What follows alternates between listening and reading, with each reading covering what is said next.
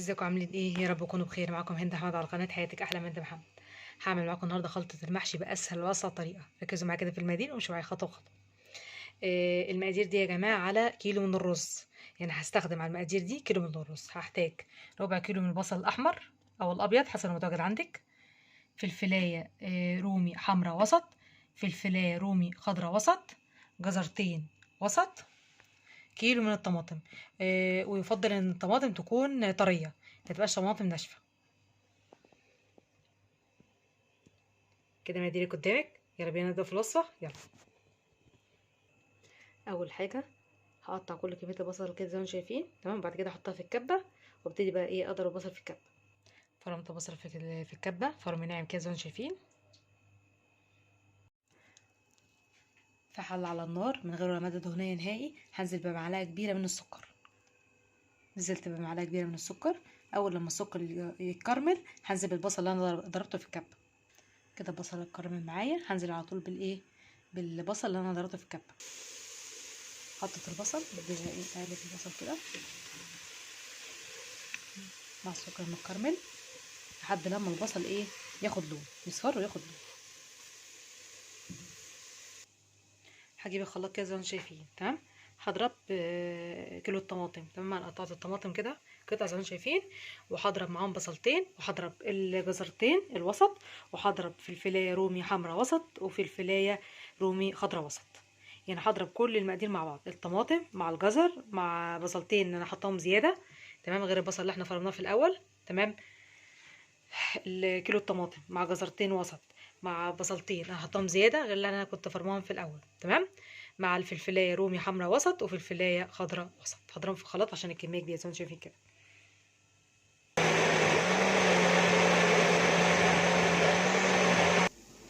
كده البصل اصفر معايا كده زي ما انتم شايفين، تمام. خلاص. هنزل بقى ايه بمعلقه كبيره من الخل، وبعد كده هنزل بقى ايه بالطماطم والجزر والفلفل والبصل اللي انا ضربهم مع بعض.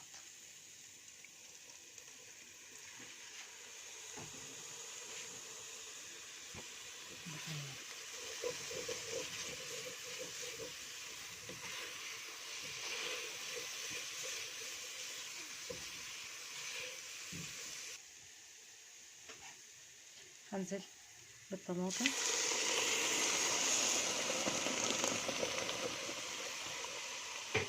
اضربها في الخلاط مع الجزر مع البصل مع الفلفل الرومي الاحمر والاخضر، تمام. هقلب بقى كل ما اوريكم كده شايفين.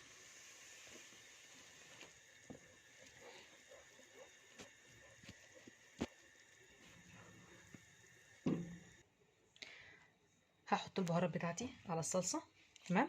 البهارات بتاعتي بقى يا جماعه 5 معالق صغيره مليانه من الملح. كل كوبايه رز قصادها معلقه من الملح. طبعا كيلو الرز بيعمل 5 كوبايات، تمام.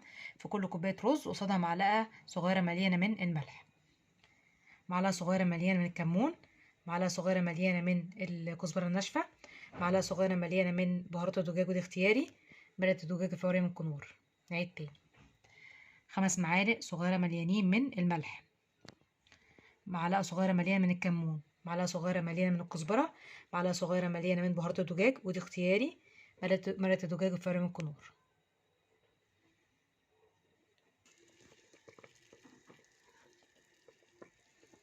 هحط البهارات بتاعتي نقول تاني. 5 معالق صغيرة مليانة من الملح. معلقة صغيرة مليانة من الكمون. معلقة صغيرة مليانة من الكزبرة الناشفة. معلقة صغيرة مليانة من بهارات الدجاج ودي اختياري. مرقة الدجاج الفورية من كنور. زي ما انا قلت لكم، انا هستخدم كيلو رز. كيلو رز بيساوي بالظبط 5 كوبايات، فكل كوباية رز قصادها معلقة صغيرة مليانة من الملح. هحط كل البهارات كده زي ما شايفين. هبتدي بقى ايه اقلب كله مع بعض.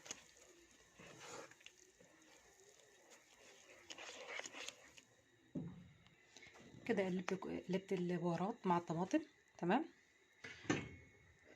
والصلصه بتاعتي هبتدي بقى ايه اقفل عليها واسيبها تتسبك.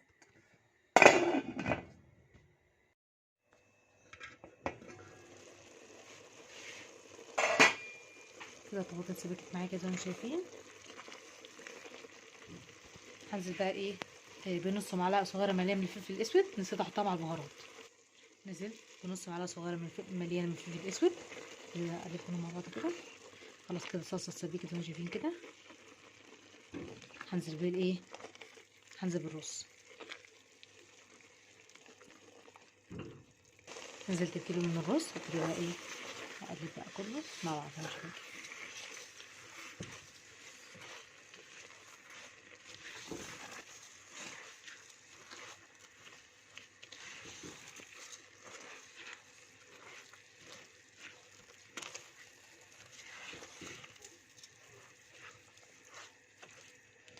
وحط النار بقى في المرحله دي. وبعد كده بقى ايه هروح اغسل الخضره واقطعها.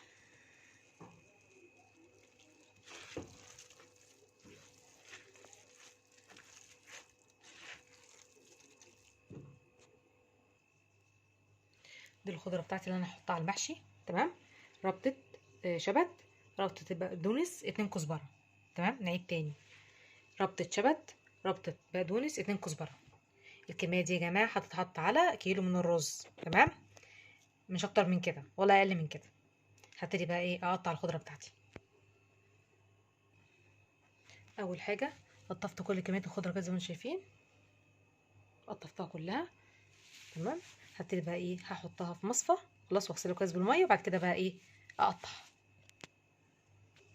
حطيت خضره في مصفى كده زي ما انتم شايفين، وبعد كده ايه غسلتها.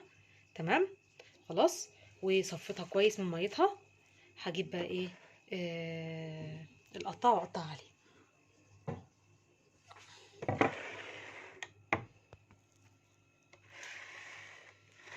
هحط شويه شويه وابتدي بقى ايه اقطعها.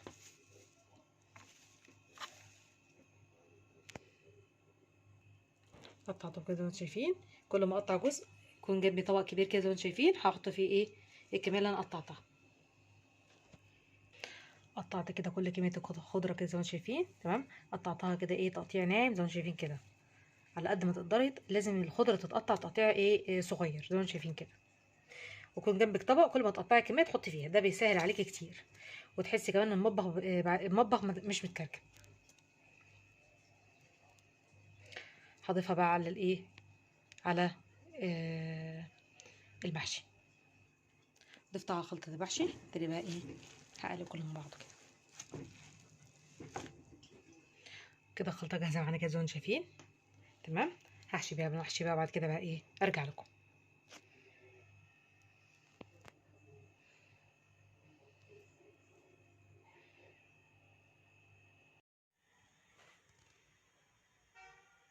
ده شكل المحشي يا جماعه. بعد ما حشيته حشيت حلتين، حله كرنب وحله مشكل فلفل وبتنجان وكوسه. نبتدي بقى ايه نسوي. دي الشوربه اللي انا حاسه بيها المحشي. دي شوربه فراخ. تمام. خلاص. انا ضربت معاها جزرايه وطماطمايه وبصلايه، وحطيت عليها مرق زجاج فوارم كنور وملحتها. حطيت معلقه صغيره من الملح. تمام. دي الشوربه يا جماعه اللي انا حاسه بيها محشي ورق عنب، ومحشي قصدي الكرنب، ومحشي مشكل. انا عشان كانت الخلطه كانت قليله، التسبيكه بتاعت الطماطم كانت قليله، فما شلتش منها. لكن انا انصحك تشيلي طبق صغير من تسبيكه الطماطم وتحطيه على الشوربه. بيدي لون للمحشي وطعم حلو جدا. تمام. بس انا عشان التسبيكه كانت قليله تمام فما عينتش منها. تمام. فضربت جزرايه وطماطمايه وبصلايه مع حبه شوربه. تمام. وضفتها ايه لشوربه الفراخ زي ما شايفين كده. وحطيت مرق دجاج فوارم الكنور، وحطيت معلقه صغيره من الملح. انا سقيت الكرنب يا جماعه، محشي كرنب بالشوربه. بصوا لازم الشوربه تكون مغطيه كده بشبر زي ما انتم شايفين كده، زي الرز بالظبط، شبر يعني مش اكتر من كده. تمام. عشان اضمن ان السوا يكون مظبوط هغطيه بايه طبق، اي طبق عندك، طبق بلاستيك او طبق ازاز يكون بايركس يتحمل الحراره. تمام. عشان يكون السوا يكون مظبوط. تمام. وهغطيه يستوي. ده محشي مشكل يا جماعه، سقيته برضو بالشوربه زي ما انتم شايفين كده. هقفل عليه بقى بس يستوي. مش محتاج ان انا اغطيه بطبق يعني. هقفل عليه واسيبه يستوي. ده شكل المحشي بعد التقديم. قدموا بألف هنا وشفا. عايزه اقول لكم ان شاء الله تجربوا تعملوا المحشي بالخلطه اللي انا عملتها معاكم النهارده، هتعجبكم جدا جدا جدا. وكفايه انها معموله بطريقه صحيه من غير دهون، ودي اجمل حاجه. قدموا المحشي مع فراخ مشويه وسلطه خضراء وشوربه لسان عصفور وخضار. عملت معاكم قبل كده طريقه عمل شوربه لسان عصفور وخضار على القناه، تابعوا الفيديو على القناه. وعملت معاكم قبل كده طريقه عمل سلطه خضراء. وعملت معاكم قبل كده طريقه عمل الفراخ المشويه، فيديو فراخ مسلوقه بس مشويه. ان شاء الله تجربوا تعملوا محشي بالخلطه اللي انا عملتها معاكم ويعجبكم ان شاء الله.